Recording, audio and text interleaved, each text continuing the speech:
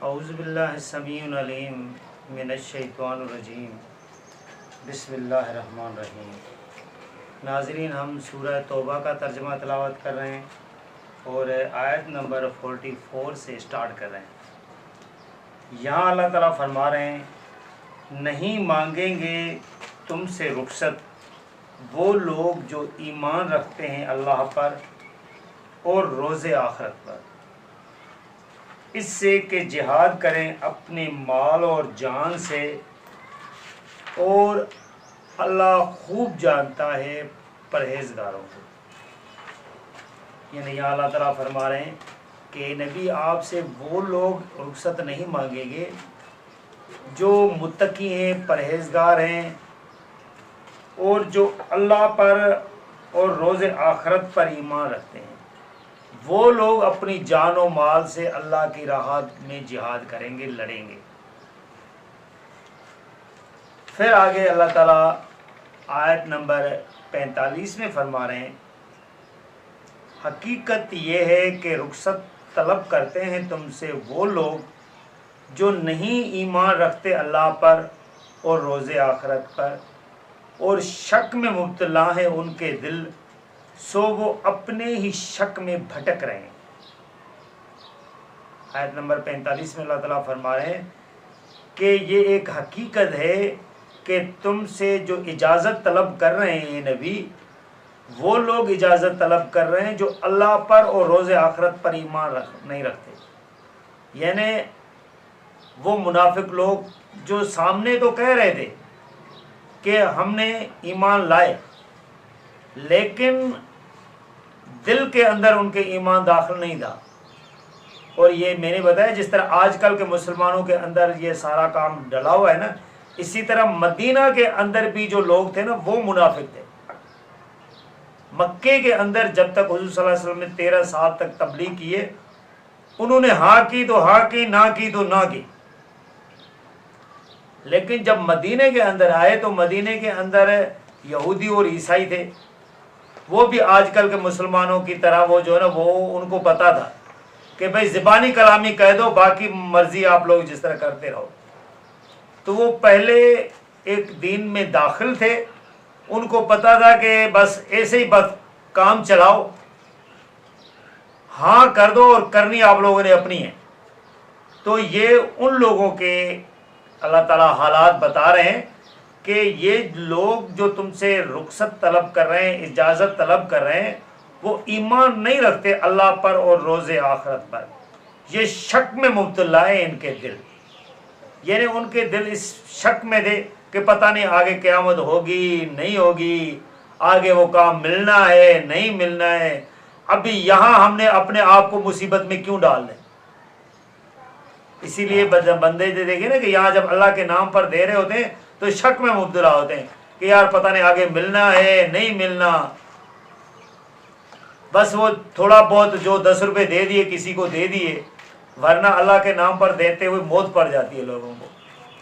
تو لہٰذا اللہ تعالیٰ فرما رہے ہیں کہ یہ اپنے دل میں شک میں پڑے ہوئے ہیں اور یہ شک کی وجہ سے بھٹک رہے ہیں۔ پھر آگے آیت نمبر 46 میں اللہ تعالیٰ فرما رہے ہیں، اور اگر واقعتاً ارادہ ہوتا ان کا نکلنے کا تو ضرور تیار کرتے اپنے لیے کچھ ساز و سامان، لیکن ناپسند تھا اللہ کو ان کا اٹھنا اور نکلنا، لہذا اس نے ان کو سست کر دیا اور ان سے کہہ دیا گیا کہ بیٹھے رہو بیٹھے رہنے والوں کے ساتھ۔ یعنی اللہ تعالیٰ فرما رہے ہیں کہ اگر ان کو نکلنے کا ارادہ ہوتا، یہ آپ کے ساتھ جانا چاہتے، تو لازمی ہے کہ اپنا سامان تیار کر لیتے۔ کہ کہیں بھی بندہ جا رہا ہوتا ہے تو اپنا سامان اسباب جو ہوتا ہے وہ تیار کر لیتا ہے کہ میں نے اس سفر پہ جانا ہے، یہاں یہ کام کرنا ہے، تو مجھے جو ضرورت کی چیزیں وہ مجھے اپنے ساتھ لے لینی چاہیے۔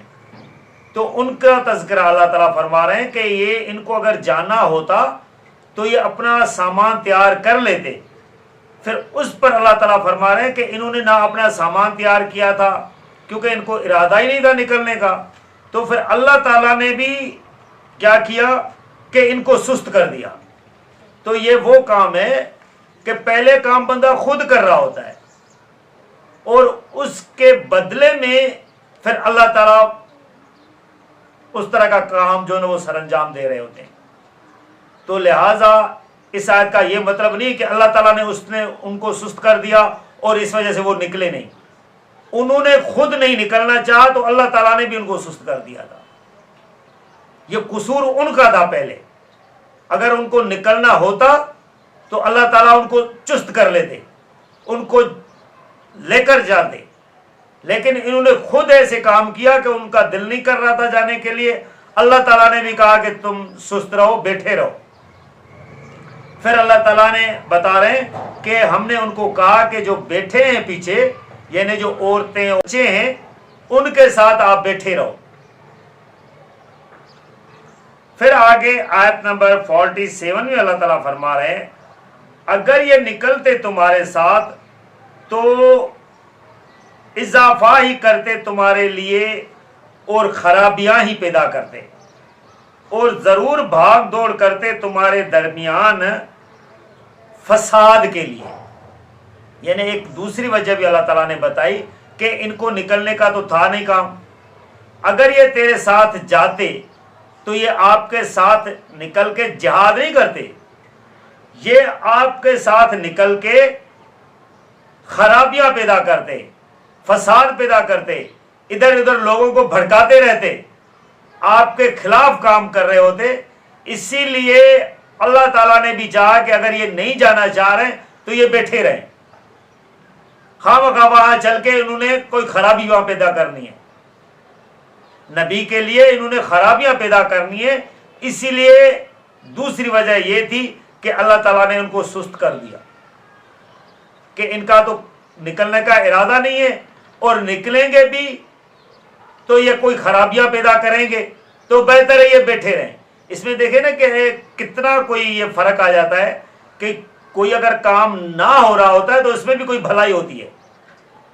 یہ ایک اللہ تعالیٰ کی طرف سے بھلائی تھی کہ وہ نہیں جانا چاہ رہے, تو اللہ تعالیٰ نے بھی ان کے لیے جو مسلمان لوگ تھے, ایمان والے لوگ تھے, اور جو حضور صلی اللہ علیہ وسلم کے ساتھ والے لوگ تھے, ان کے لیے یہ بھلائی پیدا کر دی کہ یہ پیچھے ہی بیٹھے رہیں.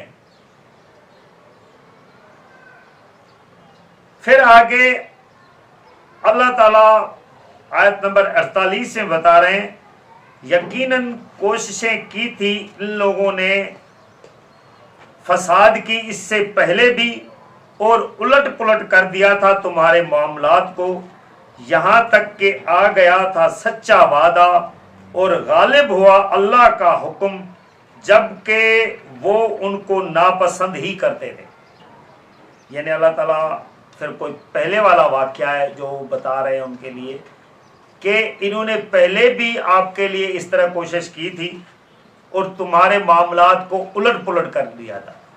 تو یہ میں نے بتایا کہ یہ منافقت تو جو تھی وہ مدینے کے اندر تھی, اور وہ لوگ یہودیوں اور عیسائیوں کو دیکھا دیکھی آج کل کے مسلمانوں کی طرح کی مسلمانی کا کلمہ پڑا ہوا تھا. انہوں نے وہ جو عہد کیا ہوتا ہے نا مسلمانی کا کلمہ پڑھ کے, وہ عہد کو سمجھ ہی نہیں رہے تھے.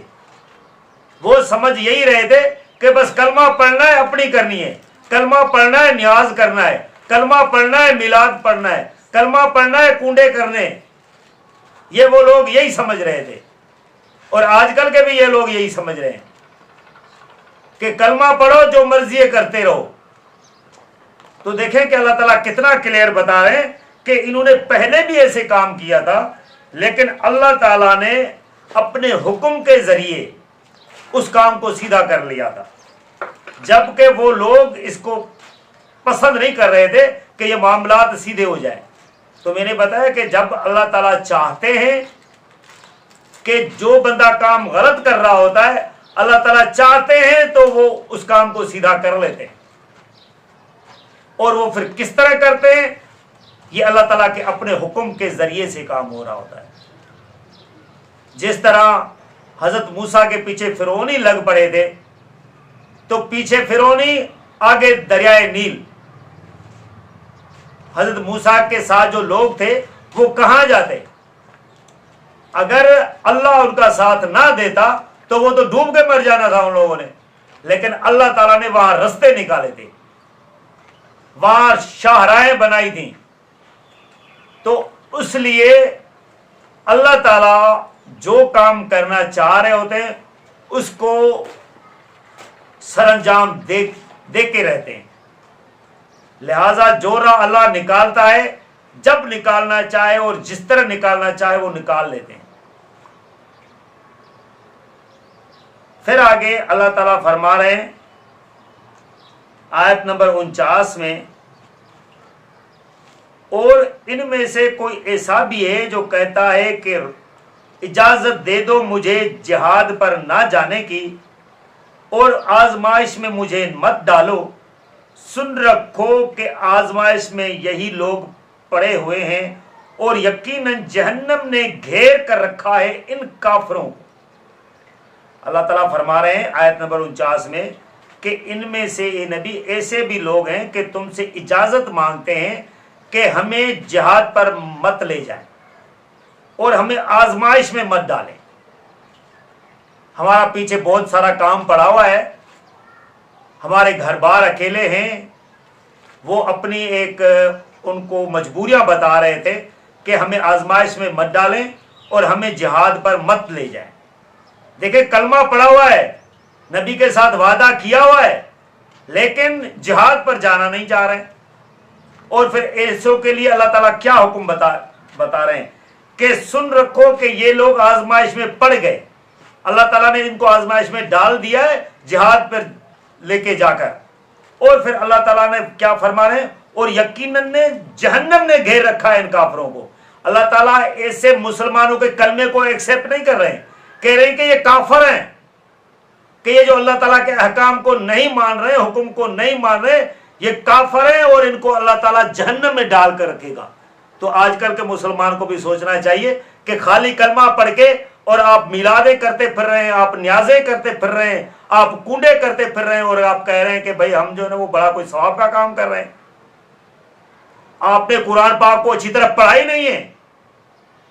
आप कुरान पाक को पढ़ोगे तो आपकी आंखें चार हो जाएंगी, आप पे होश ठिकाने लग जाएंगे कि कुरान पाक कह क्या रहा है, आपको मौलवियों ने क्या पट्टियां पढ़ाई हैं। कुरान पाक पढ़कर और उस पर अमल करने की कोशिश करें, वरना ये आपका जो चार देगे हैं ना, ये अल्लाह ताला को पसंद नहीं है। ये आगे आपको बताएगा अल्लाह ताला कि आप जो चीज दे रहे हो, चाहे खुशी से दो या ना खुशी से दो, आपसे कबूल नहीं की जाएगी। आप मरोगे तो आपको पता चलेगा कि मौलवियों ने आपको क्या पट्टियां पढ़ाई थी और कुरान आपको क्या कह रहा था, और आप कुरान को छोड़कर मौलवियों के पीछे लगे हुए थे। आपने मौलवियों को अपना रब बनाया हुआ है। तो फिर लिहाजा नाज़रीन, हम ये वीडियो आयत नंबर 49 पर कंक्लूड कर रहे हैं। आगे आयत नंबर 50 से सूरह तौबा में अल्लाह ताला क्या फरमा रहे हैं हम आपको अगली वीडियो में बताएंगे। जज़ाकल्लाह।